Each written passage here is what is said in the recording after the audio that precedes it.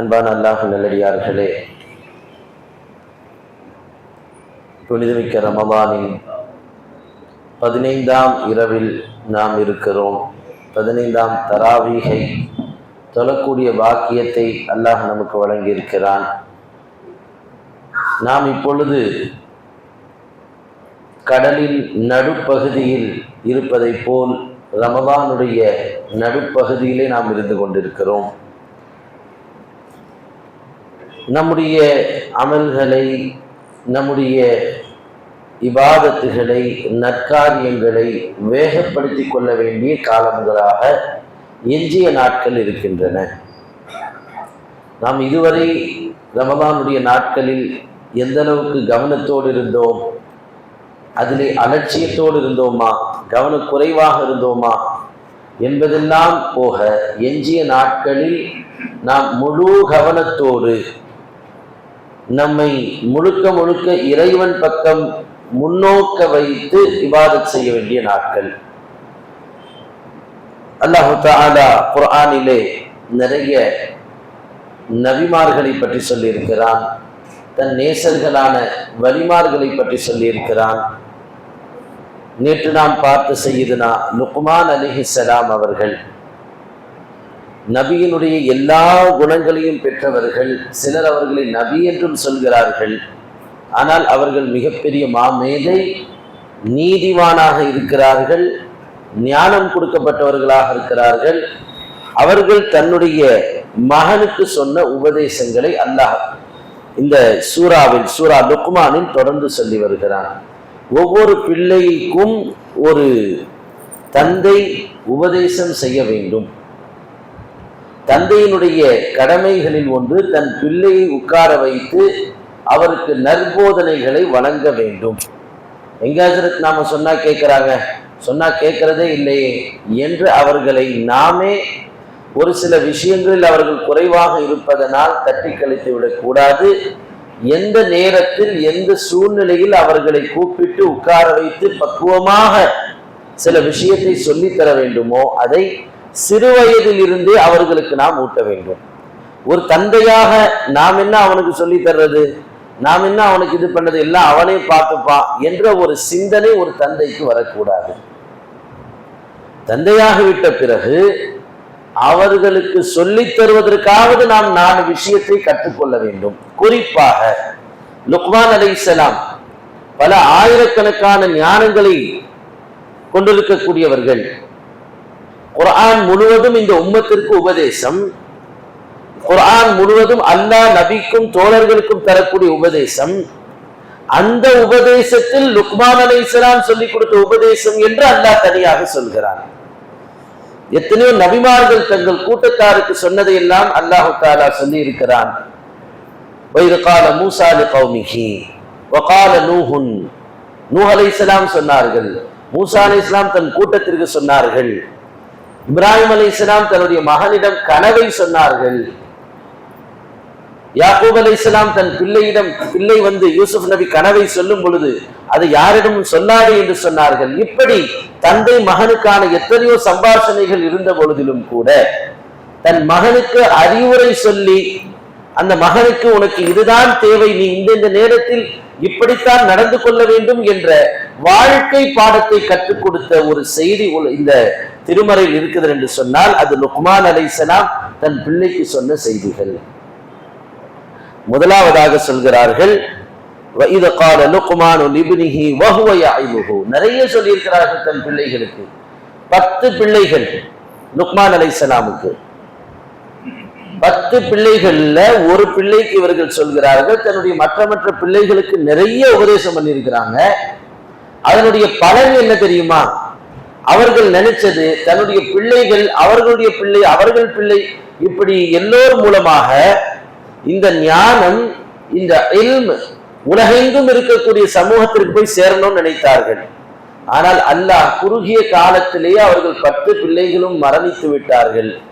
ரப்பு அவர்களுடைய இஹ்லாஸான எண்ணத்தின் காரணத்தினால் அவர்கள் பிள்ளைகள் போனாலும் இந்த ஞானத்தை பாதுகாத்து நம்ம வரைக்கும் கொண்டு வந்து கொடுத்திருக்கிறான். திருமறையில் கியாமத் வரை வரக்கூடிய ஒரு புத்தகத்தில் அவர்களுடைய இந்த உபதேசம் இடம்பெற்றிருக்கிறது. சொல்கிறார்கள், யா புனைய, என் அருமை மகனே. அவர்கள் சொல்லக்கூடிய வார்த்தை என் அருமை மகனே. இன்னைக்கு நாமெல்லாம் டேய் வாடா போடா என்னடா பண்ற, அவன் ஒரு பைத்தியக்காரன், ஒரு முட்டாள், அவன் எதற்கும் வேலைக்கு ஆகாதவன், அவன் போயிருக்கிறான், எங்கேயோ பொறுக்க போயிருக்கிறான், அவன் ஃப்ரெண்ட்ஸ் எவனோ கூட்டு போயிட்டான் சொல்லும் பொழுதே அவர்களை அருமையான வார்த்தைகளை சொல்வோமே தவிர அருமை மகனே நாம கூப்பிட்டுருப்போமா? அப்படி சொல்லி சொன்னால் நம் பிள்ளைகள் கேட்கத்தான் செய்வார்கள்.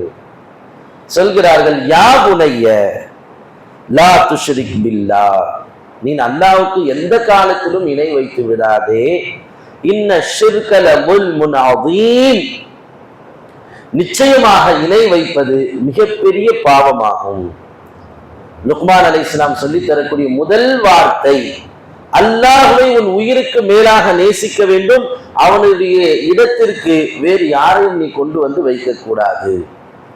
இறைவன் மீது நான் அந்த தௌஹீது ஞானத்தை நம் பிள்ளைகளுக்கு முதல் நாம் சொல்லித்தர வேண்டும். அல்லாஹ் யார், அல்லாஹ் எப்படிப்பட்டவன்? நோன்பு வைக்கிறோம், பெருநாளுக்கு துணி எடுக்கிறோம், அடுத்து ஏதாவது தொழுகைக்குன்னா தொழுகை கூட்டு வரும். எந்த தொழுகையை நாம் யாருக்கு தொழுகிறோமோ அந்த ரப்பை நாமும் தெரிந்து கொள்வதில்லை, நம் பிள்ளைகளுக்கும் சொல்லித் தருவதில்லை. அல்லாஹ்வின் மீது தவக்குல் வைப்பது என்றால் என்ன? அல்லாஹ்வின் மீது ஈமான் வைப்பது என்றால் என்ன? ஈமான் அது தொப்பியை போட்டு தாடி வைக்கிறதுக்கு பேரா ஈமான்? நம் கல்வி எந்த நிலையில் இருக்க வேண்டும்?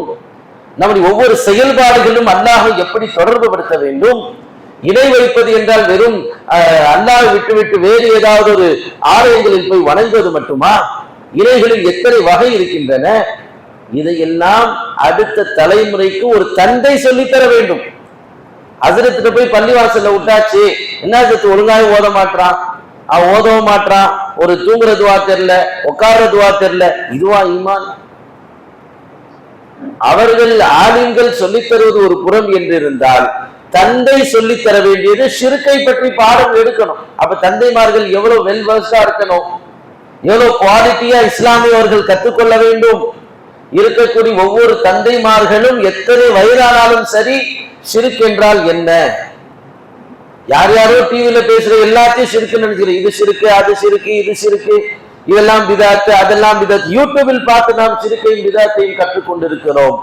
உண்மையான ஷிர்க் என்ன, உண்மையான பிதாத் என்ன, அது குர்ஆனிலும் ஹதீஸிலும் நாம் முதலில் கற்றுக்கொள்ள வேண்டும். ஷிர்கினுடைய வகைகள் என்ன, ஷிர்க் எப்பொழுதெல்லாம் ஏற்படும் சொல்லித் தருவதில்லை. இன்னைக்கு எவ்வளவோ சினிமா பாடல்கள்ல பெண்ணை வர்ணிக்கிறேன் என்ற பெயரில் கடவுள் வந்தால் கூட நான் தரமாட்டேன், நீ கேட்டா தந்துருவேன்ற வார்த்தைகள் பாடல்கள்ல இருக்கு. கடவுள் ஒன்ன மாதிரி அழகா யாரையும் படைக்கல அப்படின்னு பாடல்கள் இருக்கு. கடவுளை இறக்கி ஒரு அற்ப பைத்தியம் பிடித்த காதலுக்காக அந்த பெண்ணை தூக்கக்கூடிய வார்த்தைகளை ஒரு முஸ்லிம் வாயிலிருந்து வந்தால் என்ன ஈமானுடைய நிலை அது? தனக்கு பிரியமான நடிகரையோ நடிகரையோ தன்னை விட தன்னுடைய மார்க்கத்தை விட தூக்கி பிடிப்பது, நபியை விட உயர்வாக பேசுவது, இறைவனுக்கு ஒப்பாக கொண்டு வருவது, எல்லாமே அவர்தான் என்ற வார்த்தைகளை பயன்படுத்துவது, என்னென்ன வார்த்தைகள் ஷிர்கில் கொண்டு போய் விடும். தொப்பியை போட்டு தாடி வைத்துக் கொண்டு நாமும் நம் பிள்ளைகளும் இருப்பது மட்டுமல்ல, சில வார்த்தைகள் ஷிர்கை நோக்கி கொண்டு போய் சேர்க்கும். இன்று வரக்கூடிய புது புது பாடல்களை நம்முடைய பிள்ளைகள் வாயிலிருந்து முணுமுணுத்துக் கொண்டிருக்கிறார்கள். அது ஷிர்கிலும் குஃப்ரிலும் நம் பிள்ளைகளை கொண்டு போய் சேர்க்கிறது. இதெல்லாம் யார் பார்ப்பது? இதையெல்லாம் யார் கண்டிப்பது? இது போன்ற விஷயத்தை யார் அவர்களுக்கு உணர்த்துவது? தந்தைமார்களுடைய கடமை ஷிர்கை பற்றி தன் பிள்ளைகளுக்கு சொல்லித் தர வேண்டும். சினிமா பாடல்கள் என்னவெல்லாம் வருதுன்னு இதுக்காக நாம தெரிஞ்சுக்கிற ஒரு வழி இல்லை. என்னென்னலாம் இருக்கு, சினிமா பாடல் இருக்கக்கூடிய தவறுகளை நாம் எடுத்து பேச ஆரம்பித்தால் அவ்வளோ இருக்குது. அதில் இருக்கக்கூடிய ஷிர்கான வார்த்தைகள், குஃப்ரான வார்த்தைகள், எத்தனை ஆபாசமான வார்த்தைகள், எத்தனை அசிங்கமான வார்த்தைகள், எவ்வளவு கேவலமான குணத்தை நம் பிள்ளைகளுக்கு கற்றுத்தரக்கூடிய வார்த்தைகள் எல்லாம் அந்த சினிமா பாடல்கள்ல இருக்கு.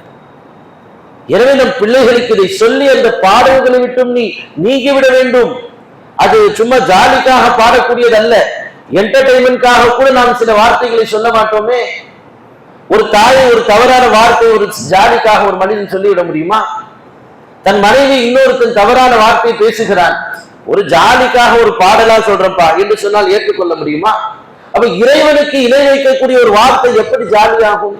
அது எப்படி என்டர்டைன்மெண்டாக மாறும்? அது எப்படி ஒரு பாடலாக மட்டும் பார்க்க முடியும்? அந்த வார்த்தையும் கூட ஒரு மூமினுடைய நாவில் வரக்கூடாது. அந்த சிந்தனை கூட ஒரு இஸ்லாமியனுடைய கல்வியில ஏற்படக்கூடாது. எனவே நம் பிள்ளைகளுக்கு ஷிர்கை பற்றி பாடம் சொல்லித் தர வேண்டும். எத்தனையோ தமிழ் ஸ்கூலுடைய புத்தகங்கள்ல ஷிர்கான வார்த்தைகள் வருகின்றன. நம் பிள்ளை அதை உட்கார்ந்து 2 மார்க் எக்ஸாமுக்காக படின்னு படிக்கிறான் செய்யுளுடைய பகுதிகளில். நாம நல்ல படிடா, நல்ல படி, எக்ஸாம்ல இதுதான் வரும் என்று நாமளும் சேர்த்து என்கரேஜ் பண்றோம். எங்கெங்கெல்லாம் ஷிர்க் ஒளிந்திருக்கிறது, எங்கெங்கெல்லாம் குஃப்ர் மறைந்திருக்கிறது. நாம் வாழக்கூடிய இந்த எல்லா சமூகமும் கலந்த இடத்தில் நம்முடைய ஈமானும் தக்குவாவும் பாதுகாக்கப்பட வேண்டும். நம் பிள்ளைகளுடைய ஈமான் பாதுகாக்கப்பட வேண்டும். அதற்கு தந்தைமார்கள் சொல்லித்தர வேண்டும். லா துஷ்ரிக் பில்லாஹ், லுக்மான் அலைஹிஸ்ஸலாம் சொல்கிறார்கள், எனது மகனே நீ ஷிர்க் வைத்து விடாதே. இன்ன ஷிர்க லظுல்முன் அதீம், அது மிகப்பெரிய ஒரு அநியாயமாகும் என்று சொல்கிறார்கள். அடுத்து சொல்கிறார்கள், வவஸ்ஸைனல் இன்சான பிவாலிதைஹி, அல்லாஹ் தஆலா சொல்கிறான், நான் மனிதனுக்கு தன் பெற்றோரை நல்ல முறையில் பார்த்து கொள்ள வேண்டும் என்று அல்லாஹ் வசியத் செய்கிறான். பாத்தீங்களா, அவங்களும் ஒரு பெற்றோர் தான், அவங்களும் ஒரு பேரண்ட். ஆஸ் a parent நீ என்னை மரியாதை செய்ய வேண்டும் என்று சொன்னால் ஒரு பையனால ஏற்றுக்கொள்ளலாம், ஏற்றுக்கொள்ள முடியாது.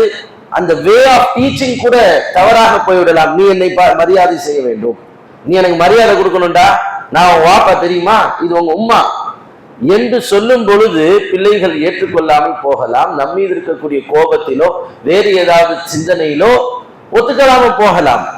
லுக்மான் அலைஹிஸ்ஸலாம் முதலில் அல்லாஹ்வை அவனுடைய மனதில் பதிய வைக்கிறார்கள்.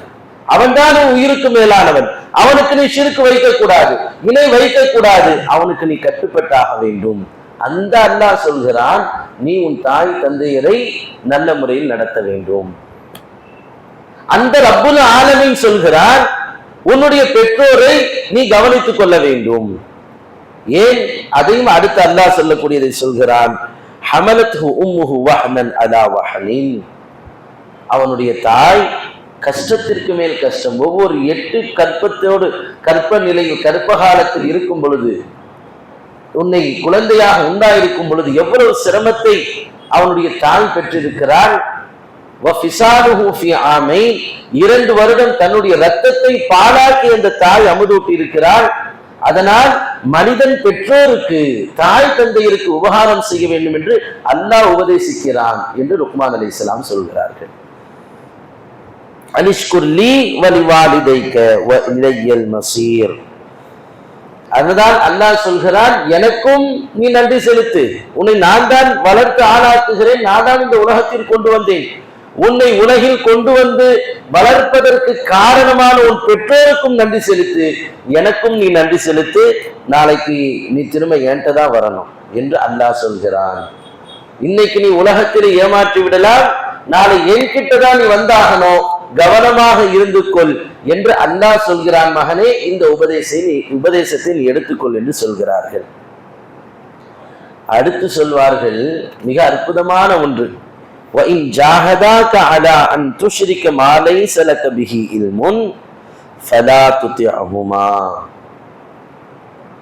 அந்த 2 பேரும் எனக்கு அல்லாஹ்வுக்கு இணை வைக்கும்படி உன்னை ஏவினால், அவர்களுக்கு அதை பத்தி தெரியாமல் நீ ஏதாவது செய்டா, ஷிர்க் வை, இணை வை, இறைவனுக்கு மாற்றம் செய், பாவம் செய் என்று சொன்னால் ஃபலா துதிஅஹுமா, அதே பெற்றோர்களுக்கு நீ அந்த விஷயத்தில் நீ பணிந்து விடக்கூடாது. லுக்மான் அலைஹிஸ்ஸலாம் அவர்கள் சொல்கிறார்கள், பெற்றோருக்கு முழுமையாக கட்டுப்பட வேண்டும், அர்ப்பணமாக வேண்டும், குர்பானாக வேண்டும். ஆனால் அதே பெற்றோர் அல்லாஹ் ரசூலுக்கு மாற்றம் செய்ய சொன்னால் நீ அதை எடுத்துக்கொள்ளாது. தொழுவாதப்பா, அதெல்லாம் பிரச்சனை இல்லை, தொழுவாம இருந்துக்கலாம், முதல்ல உன் வேலையை பாரு, உன் படிப்பை பாரு என்று ஒரு பெற்றோர் சொன்னால் ஒரு பிள்ளை அதை எடுத்துக்கொள்ள கூடாது. ஹராமான காரியத்தை செய் என்று ஒரு பெற்றோருக்கு சொல்வதற்கு அனுமதி கிடையாது. தவறான காரியத்தில் ஈடுபடு என்று சொல்வதற்கு பெற்றோருக்கு அனுமதி கிடையாது. குர்ஆனை நீ தொடாதே என்று சொல்வதற்கு பெற்றோருக்கு அனுமதி கிடையாது. பள்ளிவாசலுக்கு போகாதே என்று சொல்வதற்கு பெற்றோருக்கு அனுமதி கிடையாது. அப்புறமா தொழுவான்னு சொல்லலாம், தவறில்லை. பெற்றோர்கள் தொழுது கொண்டிருக்கும் பொழுது கூப்பிடுகிறார்களா, உடனே விட்டு போகலாம், தவறில்லை, திரும்ப வந்து தொழுது கொள்ளலாம், அதெல்லாம் மரியாதை. ஃபர்லான ஹலாலான காரியத்தை செய்யாதே, நீ அதை செய்யக்கூடாது என்று எந்த பெற்றோரும் சொல்வதற்கு உரிமை இல்லை. ஹராமை நீ போய் செய்தாக வேண்டும் என்று தன் பிள்ளைக்கு கட்டளையிட்டால் அந்த பிள்ளை செய்யக்கூடாது. அஷரத்துல் முபஷராவில் கட்டுப்பட்ட சஅத் இப்னு அபி வக்காஸ் ரலியல்லாஹு அன்ஹு 10 சொர்க்கத்தை கொண்டு நன்மாராயம் சொல்லப்பட்ட தோழர்களில் ஒருவர். அவருடைய தாய் இவர்கள் முஸ்லிமானவுடன் சொன்னார்கள், என் மகன் சஅத் இஸ்லாத்தை விட்டு வெளியே வந்து என்னிடம் வரும் வரை நான் தண்ணீரும் குடிக்க மாட்டேன், நான் சாப்பிடவும் மாட்டேன் என்று இருந்தார்கள். அப்போ சஅத் இப்னு அபி வக்காஸ் ரலியல்லாஹு அன்ஹு அவர்கள் சொன்னார்கள், சிலர் இந்த வசனம் இறங்கியதும் அந்த நேரத்தில் தான் லுக்மான் அலைஹிஸ்ஸலாமுடைய இந்த அறிவுரையை அல்லாஹ் இறக்கியதற்கான காரணம் இந்த சம்பவம் தான் என்று சொல்கிறார்கள். இந்த நேரத்தில் இந்த குர்ஆன் வசனம் இறங்கியவுடன் அவர்கள் சொன்னார்கள், என் தாயாருக்கு 70 உயிர்கள் இருந்து அத்தனை உயிர்களும் போனாலும் நான் இஸ்லாத்தை விட்டு வெளியே வர மாட்டேன். என் தாயை மதிக்க சொன்னதே இந்த நபிதான், என் தாயை மூலமாக இந்த உலகத்திற்கு என்னை கொண்டு வந்ததே இந்த அல்லாஹ் தான். அவர்கள் காட்டி தந்த இஸ்லாத்திற்கு மாற்றம் செய்துவிட்டு தாயை சந்தோஷப்படுத்துவதா, அது என்னால் முடியாது என்று சொல்லிவிட்டார்கள். எனவே பரவான காரியங்கள் நிறைய இமாம்கள் தாய் சொன்னதனால் படிக்க போகாம இருந்திருக்கிறாங்க. தாய் மறைவுக்கு பிறகு பல ஊர்களுக்கு போய் மார்க்கத்தை கற்று மிகப்பெரிய மேதையாக மாறியவர்கள் இருக்கிறார்கள். நாம் அடிக்கடி கேட்கக்கூடிய உவைஸுல் கர்னி ரலியல்லாஹு அன்ஹு, நபி அவர்கள் மீது அளவற்ற காதல் கொண்டவர்கள். ஆனால் நபியை பார்க்க வரவில்லை. காரணம், அவர்கள் தாய்க்கு பணிவிடை செய்தார்கள். தன் சஹாபி என்ற அந்தஸ்தை கூட விட்டு கொடுத்து விட்டார்கள். அவர்கள் தாய் தன்னை பார்த்துக் கொள்ள வேண்டும் என்று சொன்ன ஒரு காரணத்திற்கினால் சஹாபி என்ற அந்தஸ்தை விட்டு விட்டார்கள். ஆனால் ரப்புக்கு மாறு செய்யும்படி சொன்னால், அல்லாஹ் ரசூல் காட்டிய ஹலால் ஹராம் இருக்கோ, ஷிர்க் குஃப்ர் போன்ற விஷயத்திற்கோ பெற்றோர்கள் துணை நின்றால் அதற்கு ஒரு மகனோ மகளோ கட்டுப்படக்கூடாது. சமீபத்தில் இந்த அற்புதமான நிகழ்வை படிக்கும் பொழுது, இந்த வசனத்தை படிக்கும் பொழுது 2-3 நாளைக்கு முன்னால் ஒரு பையனை சந்திச்சு பேசக்கூடிய நிலை ஏற்பட்டது. அப்ப அவன் சொன்னா, ஹஜ்ரத், எங்க வீட்டுல நிறைய பிரச்சனைகள் அது இது சொல்லிட்டு எங்க வீட்டுல சாமியார்கள் கூட்டு வர்றாங்க, முஸ்லிமான வீடு, பல பிரச்சனைகள் இருக்கிறது, எங்க அம்மாவும் அக்காவும் ஒரு சாமியாரை கொண்டு வந்து உட்கார வைத்து என்னை ஏதேதோ மந்திரம்லாம் செய்து என் கையில் அதை கெட்டி விட்டார்கள். தம்பி, நீ உன்னுடைய கெட்ட பழக்கத்தெல்லாம் விடலன்னு சொன்னா 27 வயசுல உனக்கு இப்படி நடக்கும் அப்படி நடக்கும் என்று பல்வேறு என்னுடைய ஜாதகத்தை நட்சத்திரத்தை ஏதோ போட்டு இப்படிலாம் சொன்னாங்க. ஆனால் நான் அவர்கள் போவதற்கு முன்னாடி நான் அதெல்லாம் கழட்டி எழுதி விட்டேன். அது எப்படி ஒரு முஸ்லிமா இருந்துட்டு நான் இதை செய்ய முடியும்? அதெல்லாம் என்னால் செய்ய முடியாது என்று பல பிரச்சனைகள் கஷ்டங்களுக்கு மத்தியிலும் நான் அதை உதறிவிட்டேன் என்று சொன்னார். அல்ஹம்துலில்லாஹ், அல்லாஹ்வுடைய அருள் கிருபை ஒவ்வொரு பிள்ளையினுடைய உள்ளத்திலேயும் குறைந்தபட்சம் அல்லாஹ்தான் எனது ரப்பு, அல்லாஹ்வை தவிர மார்க்கம் சார்ந்தவர்களை தவிர இது போன்றவர்களுக்கு கட்டுப்பட மாட்டேன் என்ற உணர்வு இருக்குது. ஆனால் அதை கெடுப்பது யார்? வளர்ந்து கெட்டவர்கள் தன் பிள்ளைக்கு இப்படிப்பட்ட ஷிர்கான குஃப்ரான விஷயத்தை திணிக்கிறார்கள் என்று சொன்னார். பெற்றோர்கள் கவனமாக இருக்க வேண்டும். நம் பிள்ளைகளுக்கு நல்லதை சொல்லித்தர வேண்டும். அவர்கள் நல்ல உள்ளத்தோடு வளர்கிறார்கள், அதை மெருகூட்டுவது நம்முடைய வேலையாக இருக்கணும். அதனால் சொல்கிறார்கள்,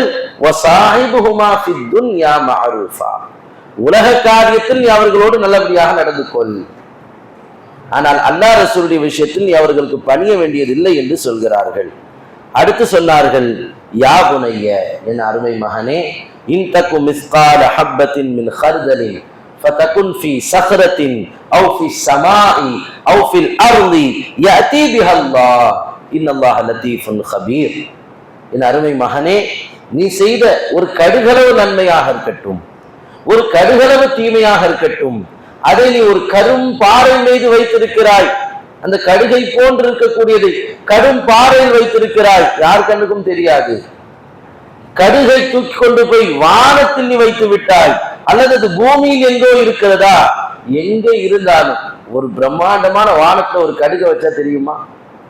பிரம்மாண்டமான விசாலமான பூமி, ஒரு கடுகை கொண்டு போய் வைத்தால் யார் போய் தேட முடியும்? அந்த கடுகளவு நன்மையாக இருந்தாலும் அல்லாஹ் அதை கொண்டு வந்து விடுவான். அல்லாஹ் மிக நுட்பமானவன். அதை கொண்டு வந்து அதற்கான நன்மை வழங்குவான். ஒரு கடுகளவு நீ தீமை செய்தால் எங்கோ ஒரு இடத்தில் யாருக்கும் தெரியாத, உலகத்தின் எந்த விதமான விஞ்ஞானமும் உலகத்தின் எந்த தொழில்நுட்பமும் போக முடியாத இடத்திலே நீ ஒரு தவறை செய்துவிட்டு வந்து விட்டாய். அந்த தவறையும் அல்லாஹ் நாளை மறுமையில் கொண்டு வந்து நிறுத்துவான்.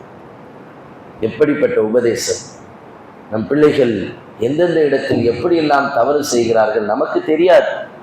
உள்ள ஸ்கூலுக்கு போறான் வர்றான், காலேஜுக்கு போறான் வர்றான், ஏதோ ஃப்ரெண்ட்ஸோட போயிட்டு வந்தானா வர்றானா, அவன் வந்து கூட்டிட்டு வந்தான், அவன் போனான், இப்படி நாம நினைச்சிட்டு உட்கார்ந்துருக்கோம். ஆனால் லுக்மான் அலைஹிஸ்ஸலாம் சொல்கிறார்கள், நீ எங்கே இருந்த பொழுதிலும் சிறிதளவு நன்மை செய்தாலும் அதை எல்லாம் பார்த்து கொண்டிருக்கிறான். ஒரு சின்ன ஒரு தவறு செய்தாலும் கூட நான் பார்க்கவில்லை, பெற்றோர் பார்க்கவில்லை, உறவினர்கள் பார்க்கவில்லை, யாரும் பார்க்கவில்லை, ஆனால் அந்த தவறை அல்லாஹ் பார்த்து கொண்டிருக்கிறான். எனவே தவறு செய்யும் பொழுது அல்லாஹ்வை பயப்பட வேண்டும். நாளை கோடான கோடி மக்கள் நிறைந்திருக்கக்கூடிய மாஷர் பெருவழியிலே எல்லோரும் பார்த்து கொண்டிருக்கக்கூடிய நேரத்திலே யாரும் பார்க்கல நீ நினைச்சிட்டு இருந்தியே, அந்த தவறை அல்லாஹ் கொண்டு வந்து எல்லாரும் முன்னாடியும் வைத்து கேள்வி கேட்பான, நீ என்ன செய்வாய்? எனவே சின்ன அளவாக இருந்தாலும் அதை நன்மையாக செய்துவிட்டு போ. சிறிதளவுதானே என்று ஒரு தவறை நீ செய்து விடாதே மகனே. அல்லாஹ் மிக நுட்பமானவன், அல்லாஹ் அறிந்தவனாக இருக்கிறான், அதை கொண்டு வந்து விடுவான் என்று சொல்லி பாவத்தை நன்மையை பற்றி தன்னுடைய பிள்ளைக்கு சொல்கிறார்கள். அதற்கு பிறகு சொன்னார்கள், யா புனைய அக்மிஸ் ஸலாத், தொழுகை எல்லா நேரத்திலும் நிறைவேற்ற வேண்டும். வஅமுர் பில் மஅரூஃப் வன்ஹா அனில் முன்கர் வஸ்பிர் அலா மா அஸாபக். தொழுகை நீ நிறைவேற்று, தொழும்படி அடுத்தவர்கள் கட்டளையிடு, நல்ல விஷயத்தை பிறருக்கு ஏறிக்கொண்டே இரு, தீயதை விட்டு நீ தடுத்து விடு. இதையெல்லாம் செய்யும் பொழுது வரக்கூடிய கஷ்டங்களை நீ சகித்துக்கொள். வாழ்க்கையில நம்முடைய பிள்ளைகள் சின்ன கஷ்டம் வந்தாலும் கூட துவண்டு போயிடுறாங்களே, சின்ன சிரமம் வந்தா கூட ஏற்றுக்கொள்ள முடியலையே. அப்ப நாம் இந்த வஸ்பிர் அலா மா அஸாபக் என்ற ஒரு அந்த வார்த்தை கடலளவு அர்த்தங்கள் நிறைந்த வார்த்தை. உனக்கு வரக்கூடிய சோதனையில் நீ பொறுமை கொள். அடுத்து சொல்றாங்க, இன்ன ஸாலிக மின் அஸ்மில் உமூர், அதுதான் எல்லா விஷயத்திலும் மிக உறுதியானது. அதுதான் ஒரு மோட்டிவேஷனல் ஸ்பீச் என்று லுக்மான் அலைஹிஸ்ஸலாம் தருகிறார்கள். என்ன பிரச்சனை வந்தாலும் சரி நீ தொழுகையை விட்டு விடாதே, என்ன சிரமம் வந்தாலும் சரி நல்லதை மட்டுமே நீ அடுத்தவர்களுக்கு ஏவிக்கொண்டிரு. உன் நண்பர்களாக இருக்கட்டும், உன்னை சுற்றி இருப்பவர்களாக இருக்கட்டும், உன்னிடமிருந்து நல்லதுதான் போகணும். உன்னிடமிருந்து கெட்டதை தடுக்கக்கூடிய செயல் தான் வரணும். நீ போய் 4 பேரை கெடுத்துட கூடாது. வாங்கடா போலாம், அந்த காரியத்தை செய்யலாம், இந்த காரியத்தை செய்யலாம். கெட்டதின் பக்கம் நீயும் இருக்கக்கூடாது, அடுத்தவர்களும் அதிலே கொண்டு போய் விட்டுவிடக் கூடாது. எனவே நல்லதை ஏவு, தீயதை தடு. அதில் பல சிரமங்கள் வந்தாலும் சரி, கஷ்டங்கள் ஏற்பட்டாலும் சரி, அதை நீ சகித்துக்கொள். அதுல நீ ஸ்ட்ராங்கா இரு, கஷ்டத்தை கண்டு துவண்டு விடாதே. எப்பவுமே போல்டாக இரு, எப்பவுமே உன்னுடைய உள்ளத்தை மிக வலிமையாக வைத்துக்கொள். எந்த சின்ன சிரமம் கூட உன்னை பலகீனப்படுத்தி விடக்கூடாது என்று பேசுகிறார்கள். அடுத்து சொல்றாங்க, வலா துஸஇர் خدك للناس ولا تمشي في الارض مرحا ان الله لا يحب كل مختال فخور. பெருமையோடு நீ முகத்தை திருப்பிக் கொள்ளாதே. மக்களை பார்த்தால் நேராக அவர்களின் முகத்தை பார்த்து பேசு. உன்னுடைய தற்பெருமையின் காரணத்தினால் சிறியவர்கள் பெரியவர்கள் என்னை விட தாழ்ந்தவர்கள் என்ற ஏளன பார்வையை யார் மீதும் பார்க்காதே. பேசும் பொழுது நேராக பார்த்து பேசு, சிரித்து பேசு, கனிவோடு பேசு, உன்னுடைய பணிவை வெளிப்படுத்தி பேசு. அங்கே நான் என்ற அந்தஸ்தோடு பேசாதே என்கிறார்கள். இன்னைக்கு எல்லா இண்டஸ்ட்ரியிலும் இருக்கக்கூடிய ரிசப்ஷனிஸ்டை பார்க்கிறோம், சர்வீஸ் செய்யக்கூடியவர்களை பார்க்கிறோம். அவருக்குள்ளே 1000 கஷ்டம் இருக்கும், சிரமம் இருக்கும், வீட்டுல எவ்வளவு பிரச்சனை இருக்கும். அவர் கூலி வேலைக்கு வந்திருப்பார். ஹோட்டல்ல பார்க்கிறோம், ஸ்டேஷன் ரயில்வே ஸ்டேஷன்ல பார்க்கிறோம். எந்தெந்த இடத்திலெல்லாம் அவர்கள் சர்வீஸ் மேனாக வேலை செய்கிறார்களோ வந்தவன அவர்களிடம் சிரித்து பேச வேண்டும், பணிவாக பேச வேண்டும். இதுதான் மக்களோடு தொடர்பு கொள்ளக்கூடிய வாணி என்று இன்னைக்கு உலகம் ஃபுல்லா இருக்கு. எந்த இண்டஸ்ட்ரியாக இருக்கட்டும், அவது மக்களோடு கம்யூனிகேட் பண்ணக்கூடிய சர்வீஸ் இண்டஸ்ட்ரியாக இருந்தால் போன்ல பேசும் பொழுது கூட அந்த ரொம்ப ஒரு பொலைட்டாக பேசுவார்கள், ரொம்பவும் அன்பாக பேசுவார்கள். அவர் இங்கிலீஷ்ல பேசட்டும், ஆங்கிலத்துல பேசும், எதில் பேசினாலும் சரி அந்த அன்பும் கனிவும் அதில் வெளிப்பட வேண்டும் என்பது இன்றைய சேவையாற்றும் இண்டஸ்ட்ரியுடைய ஒரு நியதி. லுக்மான் அலைஹிஸ்ஸலாம் சொல்கிறார்கள், நீ அன்பாக யாரிடம் பேசினாலும் அது சேவைதான். உன்னுடைய பேச்சும் உன்னுடைய பார்வையும் எதிரில் இருக்கக்கூடியவர்கள் மீது பணிவோடு பட வேண்டும். அது அவர்களை உன்னை நோக்கி கவர வேண்டும். அந்த நல்ல குணத்தை நீ அவர்களுக்கு வெளிப்படுத்து. அதே நேரத்தில் இந்த பூமியில நீ நடக்கும் பொழுது பெருமை அடித்து நடக்காது, நான் என்று திமிரோடு நடக்காது, மற்றவர்கள் எல்லாம் என்னை விட தாழ்ந்தவர்கள் என்று நீ நடக்காது. அல்லாஹ் பெருமை அடிக்கக்கூடியவர்களை விரும்ப மாட்டான்.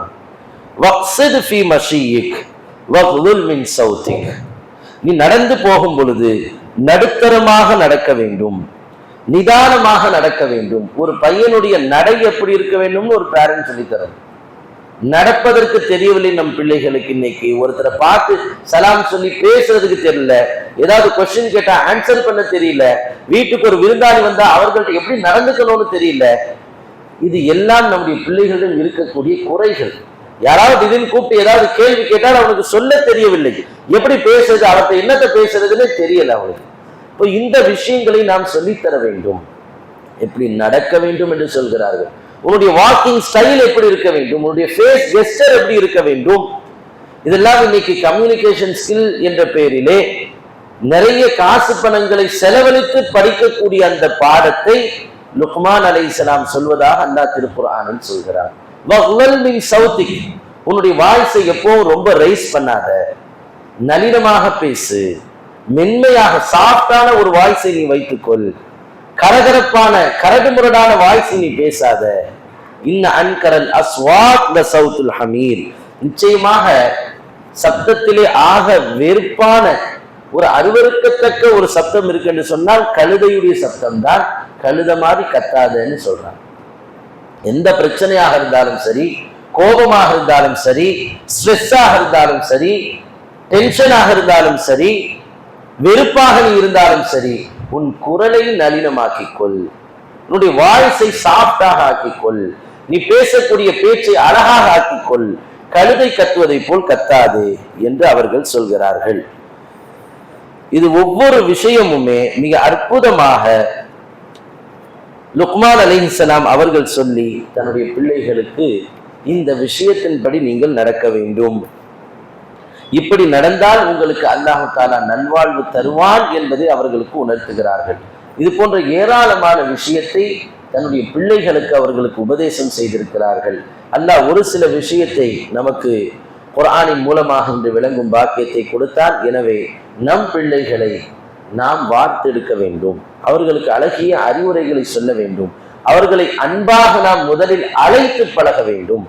அவர்களை பார்க்கும் பொழுதெல்லாம் மோசமானவன், தவறானவன், இவெல்லாம் வேலைக்கு ஆக மாட்டான், இவன் எப்பவுமே இப்படிதான், இவன் எப்ப பார்த்தாலும் சுத்திக்கிட்டு இருப்பான், இந்த எண்ணத்தை முதல் பெற்றோர் கைவிட வேண்டும். நாம் அவர்கள் உள்ளே இருக்கக்கூடிய அந்த ஆற்றல் என்ன, திறமை என்ன, அவர்களுடைய அந்த ஆசை என்ன என்பதை முதலில் நாம் ஒரு பெற்றோராக புரிந்து கொள்ள வேண்டும். இந்த உலகத்தின் யதார்த்தத்தை அவர்களுக்கு நாம் உணர்த்த வேண்டும். தந்தை நான் சொல்வதெல்லாம் நீ கேட்டுதான் ஆக வேண்டும் என்ற தோரணையில் அவர்களோடு நாம் முதலில் கம்யூனிகேட் செய்வதை நிறுத்த வேண்டும். இதுவெல்லாம் ஒரு தந்தை மகனோடு இருக்கக்கூடிய அந்த அன்பு பரிமாற்றம், நாம் சொல்லக்கூடிய அறிவுரைகளை ஏற்கக்கூடிய அந்த மனப்பக்குவத்தை அவர்களுக்கு தரும். இல்லாமல் ரப்புல் ஆலமீன் நமக்கு அத்தகைய பக்குவத்தை வழங்கி அருள்வானாக. நம் பிள்ளைகளோடு நல்ல உறவு முறை பேணக்கூடிய பாக்கியத்தை தருவானாக. அவர்களுக்கு நல்வழி காட்டக்கூடிய நல்ல பெற்றோர்களாக அல்லாஹ் நம்மை ஆக்குவானாக. நம் பிள்ளைகளை நம்முடைய நல்லுபதேசங்களுக்கு பணிந்து அதன்படி தங்களுடைய வாழ்க்கையை சீரமைத்துக் கொள்ளக்கூடியவர்களாக ஆக்கி அருள்வானாக. ஆமீன். وآخر دعوانا الحمد لله رب العالمين. السلام عليكم ورحمة الله وبركاته.